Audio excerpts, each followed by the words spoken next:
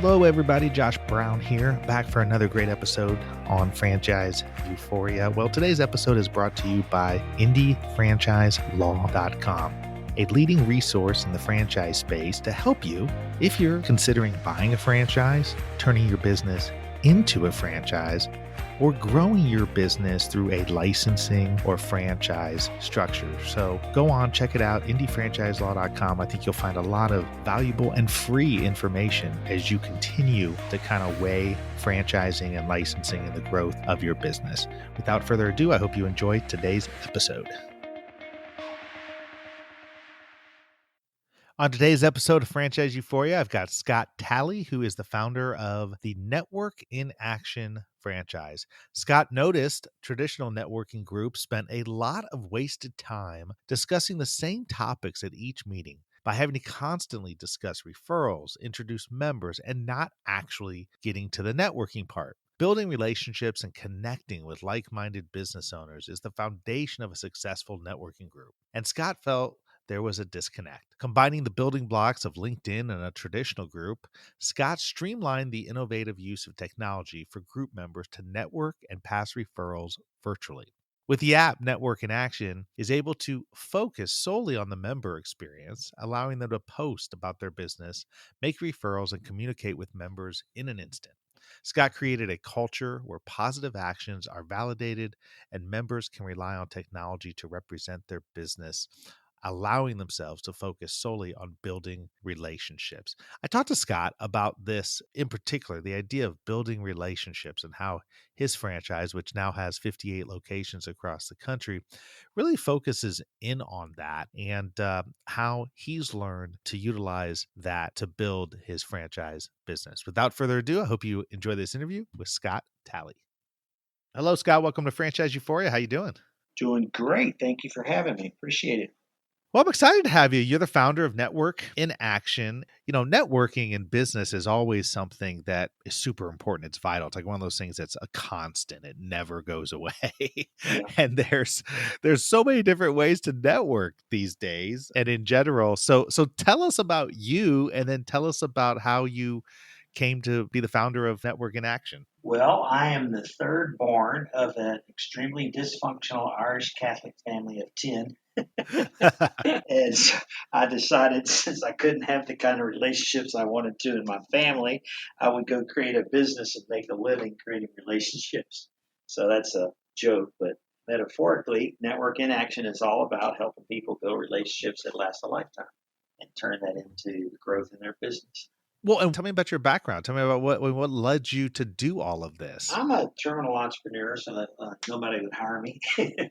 So about 6 years ago, my wife got her real estate license, and I was in marketing, and I told her I can help you and advertise for you and market your brand, but you're probably not going to get any business. You really need to go network.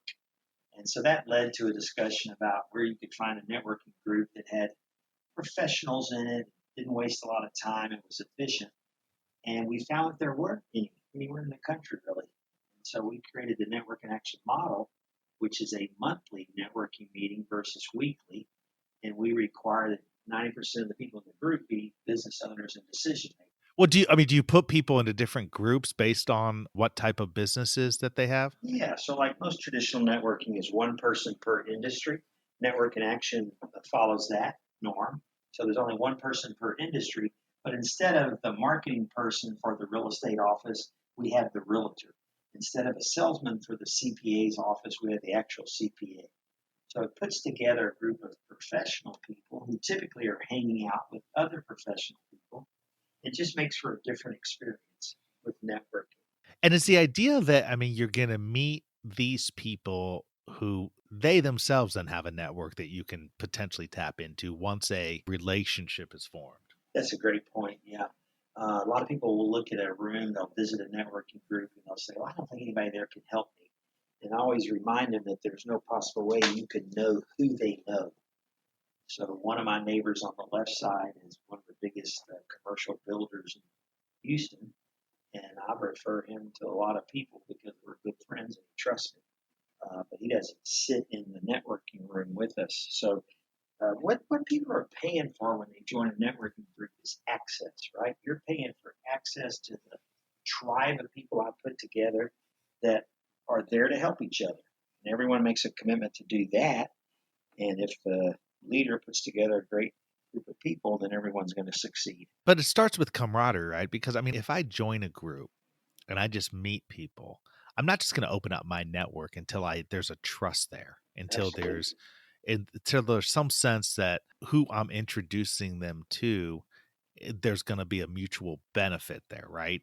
That's exactly right. I mean, if you think about it, those friends of yours and those relationships, that's collateral that you built up over a lifetime of being a good guy.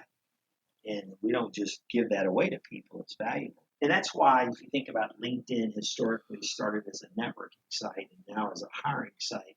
You have to have the face-to-face meetings. You have the interaction to build the trust. And that's where the monthly meeting comes in.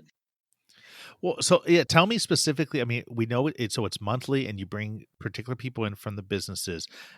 Tell us more about the actual model and that you're doing. And then you have what at this point almost 60 locations around the country. Is that right?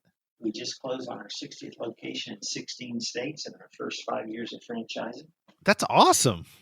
It's funny. I feel like we could go so much faster, but I appreciate your Oh, enthusiasm for that. everybody does. I mean, come on. Yeah. I've never met a franchisor who thinks that they're going fast enough. But it's interesting if you think about it, and you know this better than me. What are there? Some 4,000 brands and only about 16,000 franchises sold.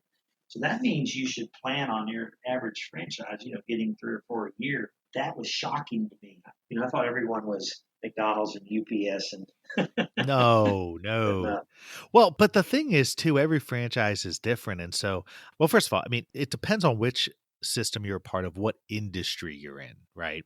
It's not about how many you can sell right out of the gate. Cause trust me, I mean, the franchise graveyard is filled with franchises that have grown too fast. They've grown too fast. They haven't had the operational support, the infrastructure, all that stuff to keep them going. And they end up dying because they have problems, they can't sustain things. I mean, you have to find that happy medium between growing fast enough but not growing too fast. No, you're right. You're absolutely right. I love the whole idea of this podcast because I've often thought I wish there was a book that I could have read before I started franchising to learn about what the expectations are. Franchising looks so glamorous from day one. Oh, I'm going to sell a $40,000 franchise and put a bunch of money in my pocket. And you and I know it's different, but it's an awesome model. But you're absolutely right. You can't go too fast. So we're very blessed. We've had 0 failures to date. Do you guys have a real estate component to? I mean, do people See, get we office don't. space? Okay. Yeah, we don't. So it's a very simple model to understand how you make money, and it's very, very easy for us to ramp. We could literally, if someone's listening to this podcast right now, called us in an hour and said, I want to start a group, we could have that group started before the close of business today. So there's no real estate, there's no inventory, there's no products or services they have to purchase, no employees. Ours is a real simple model. Where do people meet though? Like where are they meeting on a monthly basis? Sure. So the franchise owner will determine that place, but typically you're going to find a nice steakhouse like the Palm or Capital Grill or someplace like that that has a private room. And our meetings are in the afternoon from 3 to 4:30 typically. So no one's sitting in the Palm's room during that time. They're glad to have us, and we purchase a cocktail, light appetizers for every meeting. So we're a very high end networking group, not like a traditional networking So group. now we're talking. You're bringing food into the mix, which is just Yeah. gonna. I mean, you gotta seduce people into. Um, Yeah, I jokingly say that we trade powdered eggs and overcooked bacon for a glass of wine. well, it's funny you say that because I mean, I created my practice from scratch years ago. I mean, I've been doing franchise stuff for about 15 years. And so I don't go as much but I just remember early on going to everything, right? I Yeah. mean, and I always thought it was fascinating going to some of these early like networking events where it's like you have to show up, it's like at 7 in the morning at some hotel and it's just crap breakfast and everybody's kind of just waking up and is there like a rush to the coffee and you're thinking about all the stuff you got to do that day. It's just so fast. I loved observing that whole thing. And I mean, look, I think at the end of the day I understand why they do that. They're trying to find good times during the day to do that, and so I understand that sometimes it works early, sometimes it works late. But There's also this element of like different kinds of people and how they network, and I could always sort of figure out in a room, okay, who's being more genuine here and just kind of want, I mean, that was always the approach I took. It's like, I didn't want anything from anybody. I was just trying to meet people. And I'm curious I mean, you're in this world. So, it's like with LinkedIn, right? And some of these other social media sites and LinkedIn, if you're active on it, I mean, I get messages every single day where these people don't even know me and they're already trying to sell me on their They're asking. services. And that is the biggest turnoff. Yeah, yeah, they really need a lesson how to use LinkedIn. You never want to ask for something before you certainly establish a relationship. And usually, the best way to establish a relationship is to do something nice for you. But in the network in action, I mean, these are people who are coming and they're coming, in an evening, they're going to a nice place. What are they going to spend? Since it's monthly, I imagine it's going to be what, 2, 3 hours together? But still an hour and a half. Okay. So yeah, it's still an hour and a half. And what you said about traditional networking meetings is true. To elaborate on that, not only are they racing to the coffee, but don't be in the parking lot when it's over because they're racing to work and they'll run over you. It's like the Catholic Church after communion. Ours is a little different because we're meeting 3 to 4:30.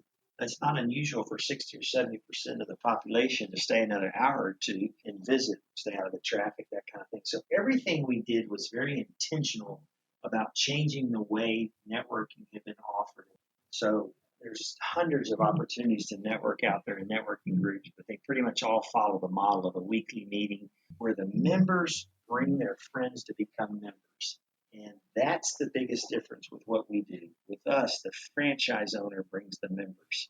So they're the membership committee. They can be choosy, they can be picky, they can set extra criteria about ownership. So that really changes the dynamic of the meeting. You don't have a bunch of people there trying to sell each other. So what's the ideal size? I mean, if I'm a prospective franchisee and I'm looking at this concept, am I going to get a territory? Yeah, you're going to have a protected territory, and your member might come from anywhere. So you might franchise in Washington, D.C., and somebody from Baltimore wants to drive over. That's okay, but the territory is going to define where you're holding your meetings. And then we have the actual approved agendas for every meeting, for every time of year, for everything that's going on during COVID. We've had, virtual agendas approved and added to the system. So the franchise owner never has to decide what to do in a meeting.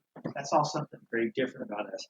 Every meeting is different. We don't follow the format of stand up and give an elevator pitch, have member, vice president report, president report, stand up and say whether you pass referral, okay, clap hands and leave.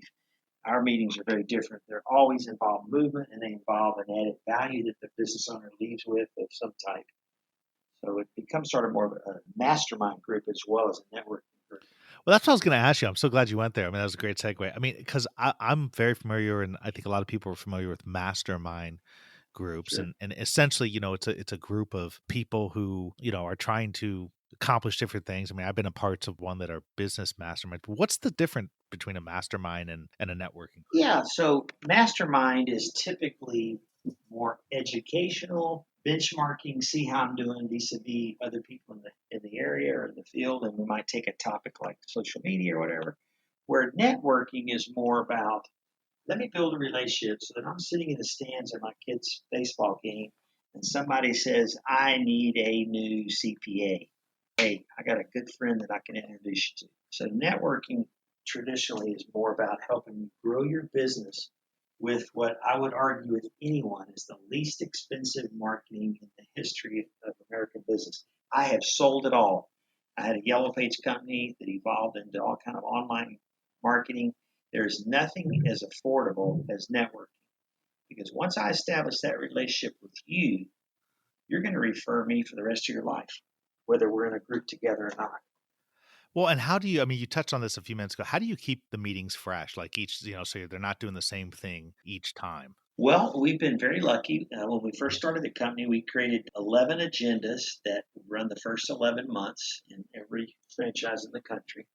And we hired some experts to help us with that based on where we felt like the group would be. I've only known you a month. I'm not going to be quite as intimate and vulnerable as I am in month 5. So we staggered the level of discomfort we lead someone on. We don't walk on coals and sing Kumbaya. We do try to keep it fresh. And once you get past the first year, there's such a high percent of people in our organization that renew, we don't have to focus on the referral piece as much, and we focus more on the benchmarking. But it's an evolution of the group's maturity and time together that makes it for a very different experience. Oftentimes in franchising, the value's apparent at the outset. I mean, you're coming in, you're providing these 11 months work, you're providing, some operational assistance and marketing and all the other things that go along with the franchise. How are you providing ongoing valuable support for the long haul so that these franchisees, continue to value that relationship? Great question. I think that's important too for the franchisor franchise relationship. In our case, believe it or not, we're sort of a technology company first because you couldn't have a monthly meeting if you didn't have great technology. So we've been really blessed and fortunate to come up with additional benefits on a fairly regular basis. I would say a couple times a year at least, where we're adding technology features that make the lives of our members and our franchise owners very valuable. So, for instance, this year we introduced a franchise owners app. As long as a franchise owner has internet connectivity, they can really run their group from anywhere in the world. And we had a franchise owner spend a month in Spain and Portugal and didn't miss a beat while making six figures plus in our item 19. Well, that's great, and especially in these COVID times. So, who's your ideal? I mean, tell me this. Who's your ideal franchisee? I mean, you've got a number of them. I mean, what's the background? What's the makeup? Who's somebody who can come in who historically has shown a good, opportunity for success? Although I mean, there's never a guarantee. But who? No, right. A great question. So we have about three places we have pulled from, but we have probably 30% of our 60 franchise owners are business coaches or consultants who wake up one day and realize that no matter how successful their business coaching practice is, they don't have an asset they can really sell. So business coaches and consultants do very, very good at this. It also helps them with their existing business because they come business coach for 80 or 90 businesses in their community. So our average franchise owner will run three of these networking groups for a $40,000 investment. And that gives them a fairly full-time gig, and they can also do very well. I think our recent item 19 had $141,000 average income on a $40,000 investment. Yeah, is this a full time opportunity for somebody, or is this a possible side gig? Certainly the people who are making the most money do it full-time. However, we have a number of people who do it part-time, 20 hours a week, with the intention of moving it along maybe after 12 or 14 months. So a lot of our franchise owners get out of their existing gig after, again, 8 to 12, 14 months. But we do have probably 20 or 30% of our population that does it on the side. Yeah, that's fascinating because I mean, it's interesting in franchising because you're seeing a lot of franchise opportunities pop up where, they give people an opportunity, don't give up the day job, but here's an opportunity to earn some extra money. And oftentimes it's the franchises that don't have, a lot of the real estate requirements and all the other things that go along. Right. But is it your experience that the people who do it full time have the better chance of long-term success? I think it's safe to say that people who have a good strategic plan to ultimately move into it full time, as long as, $140,000 is enough money to satisfy them. So one of those guys that I'm referencing that, did 144 last year is 67 years old, and he hasn't made that kind of money in quite a while. So he's ecstatic, right, that he can work 25 to 30 hours a week, no weekends, no evenings, and still be pulling in a nice income. Yeah, and I think it's exciting for people who have that sort of personality and mentality of wanting to bring people together. It feels natural to them, and they can say to themselves, if I'm doing these things that feel natural to me and I can get paid to do it and it's going to benefit, people, I can see how that would be an attractive offering. Absolutely. And, to answer your question, what are we looking for? I make it real simple. I tell people if you've ever laid in bed and thought about how you'd like to work for your church or run some nonprofit, but you need to make some money, we're a perfect fit because what we do has a very ministerial side to it. You have to be about helping people and being loyal, obviously following a model. That's every franchise. But if we get somebody who's motivated by the relationships and motivated by helping people, the money will follow. Yeah, that makes good sense, and I think, ironically or, kind of interestingly, that's the whole key to networking too, right? Exactly. You introduce people who have good relationships and the money will generally follow. If anybody wants to learn more about Network in Action, you can go to www.networkinaction.com. You can also go to LinkedIn and search for Scott Talley, Talley. Is there any other information you'd like for me to give out for people who are interested? That's so kind of you. If you could look at our franchise website, which is www.franchise.networkinaction.com, but just stick the word franchise in front of network in action, and that's got a lot of great information on it as well.